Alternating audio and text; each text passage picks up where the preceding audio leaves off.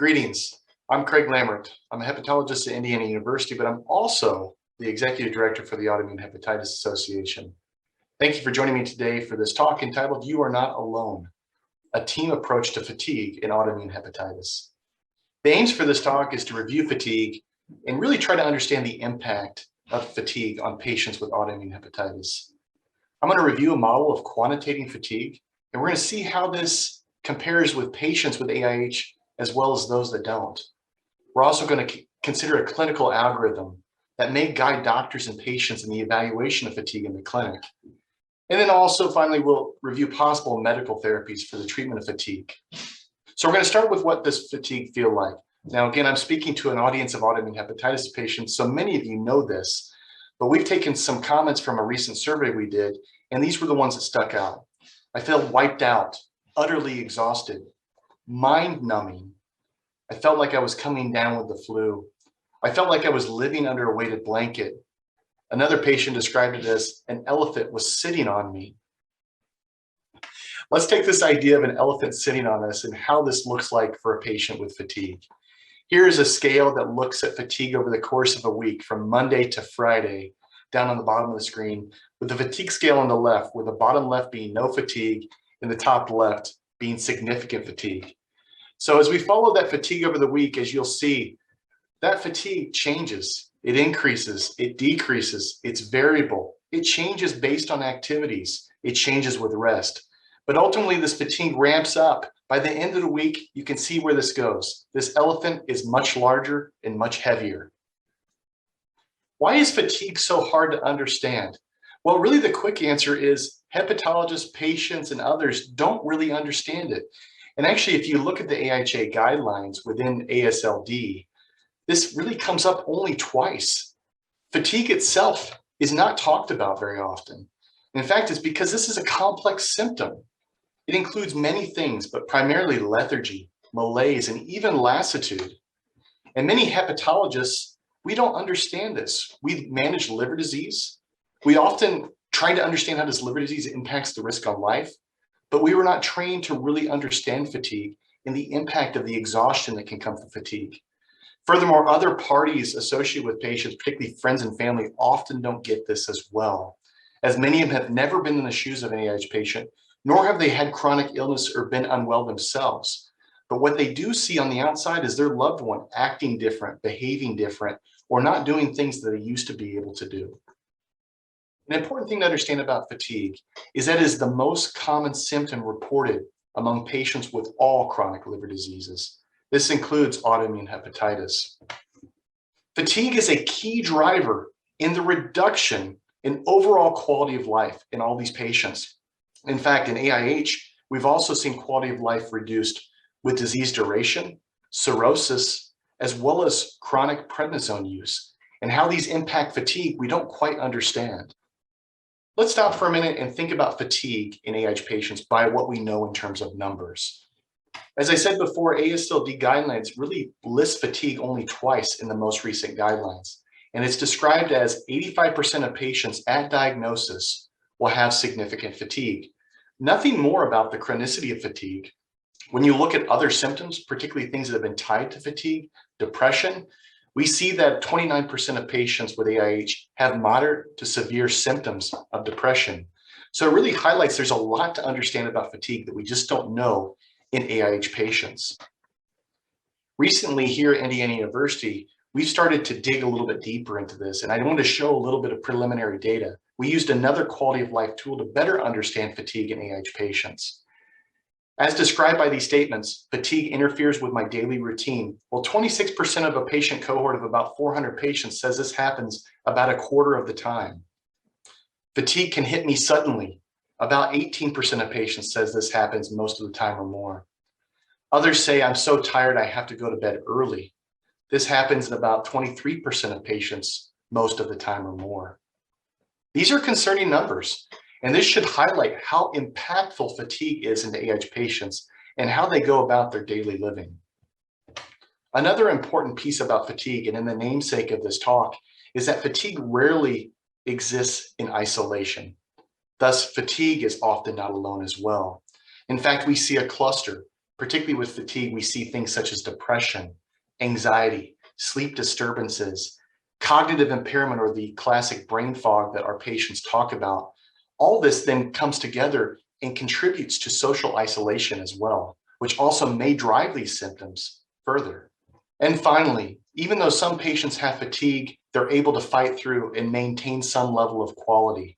But what we are learning more is that patients that have significant fatigue, very few of them actually can maintain any significant quality of life. Let's talk about how bad your fatigue is. And I will tell this to patients often in my clinic, only they know. In fact, it is a patient duty to really explain to their doctor how their fatigue impacts their overall daily living. There is no classic scale to understand fatigue, and in fact, a number of different tools have been used by investigators to better understand how fatigue impacts daily living. I wanted to show one of these models. This is called the Modified Fatigue Impact Score, and I just wanted to walk through this briefly. You actually can find this calculator, if you're so inclined, at the web address that's applied on the screen. This table is a part of a paper that was published in 2019 looking at fatigue according to the fatigue impact score in AIH patients compared to healthy controls. And if you look down here, this scale looks at fatigue on impact of physical, cognitive, and psychosocial function. And I really like this. It's a 21 question survey. It really also helps patients to understand how fatigue may impact each of these subgroups. As you can see here are the physical, cognitive, and psychosocial scores. These are just numbers, but what you should know is the higher the score, the worse they're off. AIH patients are in this left column, whereas controls are on the right column. P-value is a statistical measure saying that these relationships are statistically different, patients versus controls. As you can see here, according to the Modified Fatigue Impact Score, patients with AIH have worse physical, worse cognitive, and worse total scores compared to patients that were otherwise healthy. I did this myself because I was interested. How does fatigue in my life impact my physical, cognitive, and psychosocial function as well? And you can see my scores over here on the right. They are quite lower than what we see in patients with AIH, and actually within the normal range of what we see with healthy controls. Now, utilizing the score may actually be able to help you translate to your doctor a little bit better how bad your fatigue is and how it impacts your life. As a clinician, how do we approach patients with fatigue in the office? Well, I'll tell you, often not very well. There are some algorithms we can use to look at fatigue in the clinic, and I do want to highlight one strategy. This is called the TRACE algorithm. This is made famous by a group in the UK, looking at how they can understand fatigue and another associated autoimmune liver disease, primary biliary cirrhosis. TRACE stands for the treatment of symptoms, other autoimmune illnesses, medical illnesses, etc. Also, ameliorating problems with these diseases, including sleep, depression, etc. Utilizing coping strategies through the explanation of disease, but also the maintenance of social interactions as well as physical activity. And then demonstrating empathy, particularly from the provider to the patient. We're going to dive into each one of these individually. But the overall goal is to educate patients and set expectations, but hopefully better control fatigue and improve quality of life. Let's focus on treatment of symptoms and illnesses. What is known about AIH is it often comes as a package with other autoimmune illnesses. And in fact, some data has shown up to 60% of AIH patients will have other autoimmune diseases. And in fact, these can have a dramatic impact on fatigue. So in terms of these symptoms and diseases, celiac disease as well as thyroid disease are two autoimmune diseases that should be screened in every AIH patient just because of how prevalent they are. Beyond that, other considerations of other connective tissue disorders, things that are within the rheumatology world because of symptoms of dry mouth and dry eyes, but scleroderma, Sjogren's syndrome, as well as other autoimmune muscle diseases. Anemia, low red blood cell count can also contribute to fatigue and could be an autoimmune process as well, or could be a chronic blood loss issue, but are often easy to tell based on routine blood. Otherwise, joint pains, particularly arthritis that have autoimmune connections, whether it's related to autoimmune hepatitis or other autoimmune joint diseases such as rheumatoid arthritis, should be evaluated and treated appropriately.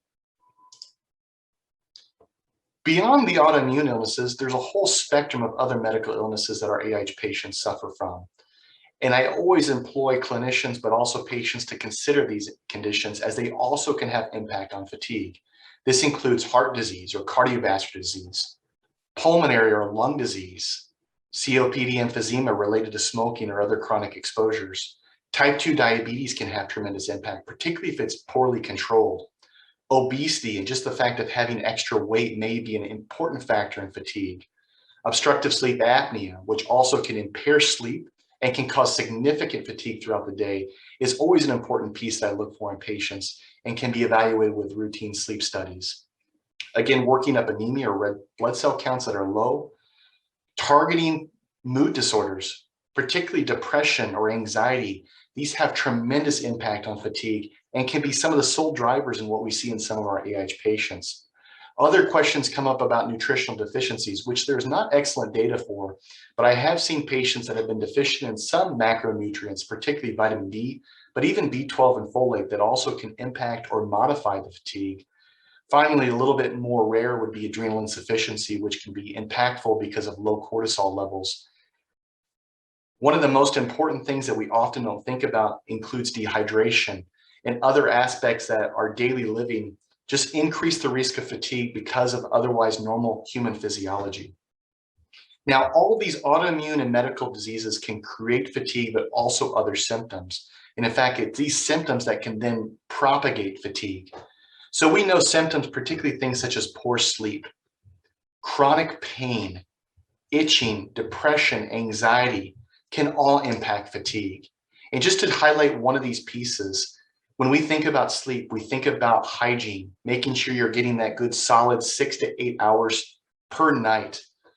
How do you do that? Well, again, hygiene, but again, avoiding stimulants in the evening. But we've learned from patients that, in fact, a lot of providers don't ask about other causes of disruption of sleep, including waking up in the middle of the night, having to urinate, waking up with chronic pain, waking up with itching, or seeing restless legs that disturb patients from getting that good, deep REM sleep that's needed to restore body reserves. Another mention on the slide, though, is that we sometimes need other providers outside of the primary care doctor and the hepatologist clinic to really understand some of these aspects, particularly when we think about depression and anxiety. If this comes up in routine conversation with patients in the clinic, I think most providers should be quick to refer to mental health experts that can better manage and treat these types of conditions. The next aspect of the TRACE algorithm includes coping.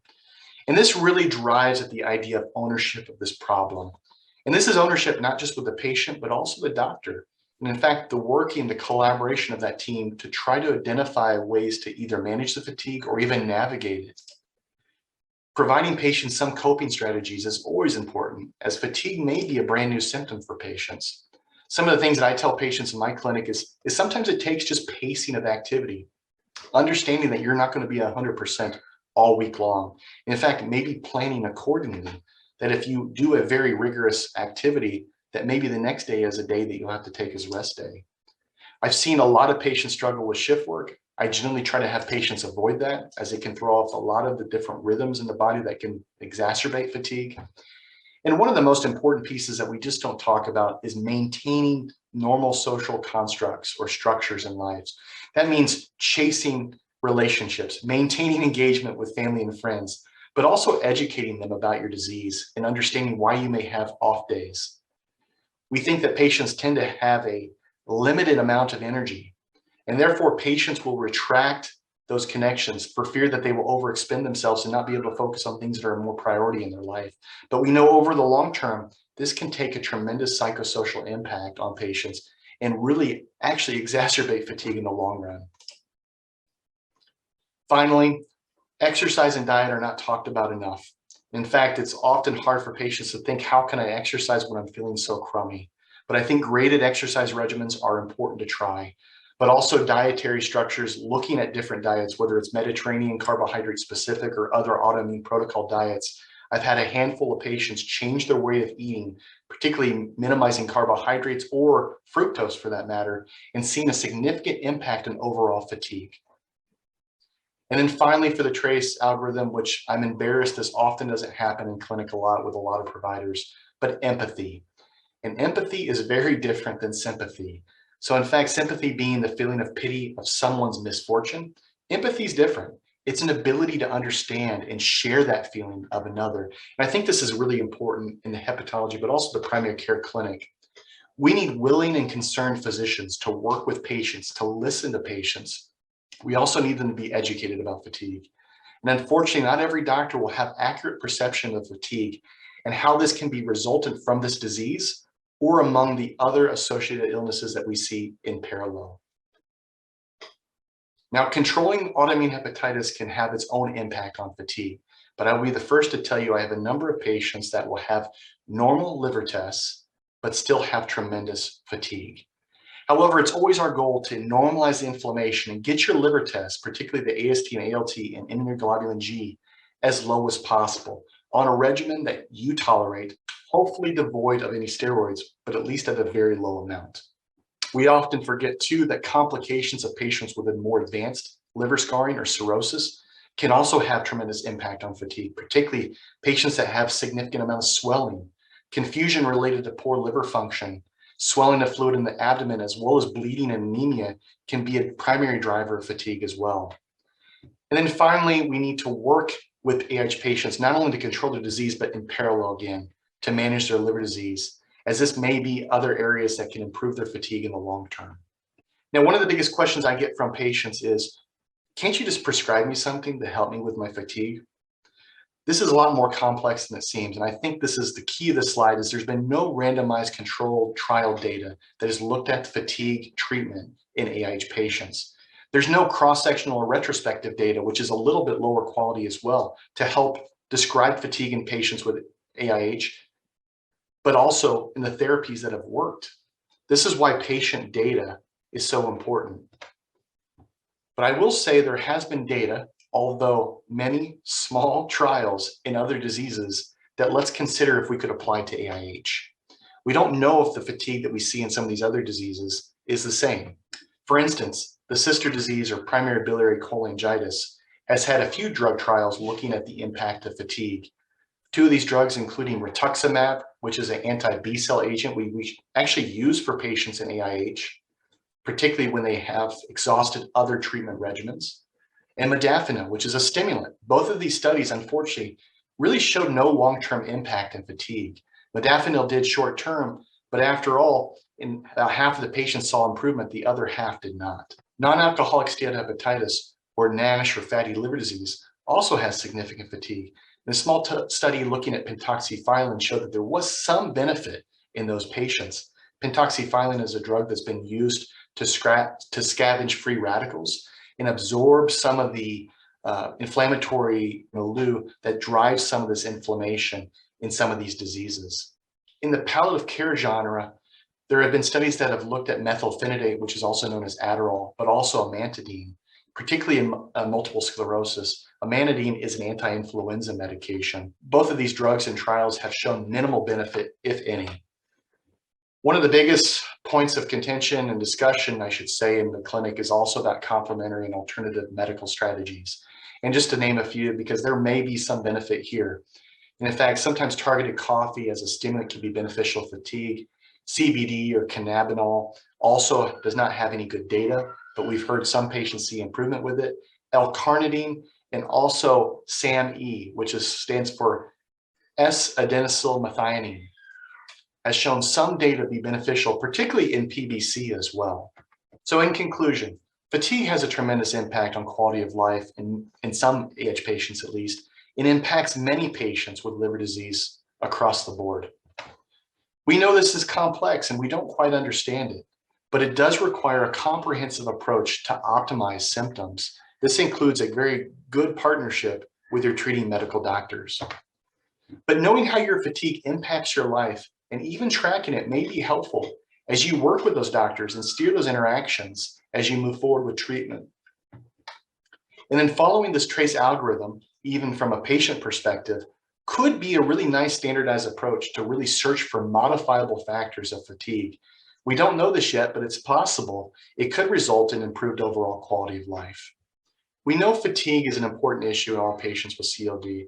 I am hopeful with some of this increasing awareness about patient-related symptoms, such as fatigue, there will be a big push in medical literature, science, and investigation to target these symptoms for hopeful improvement of these outcomes. Thanks for joining me.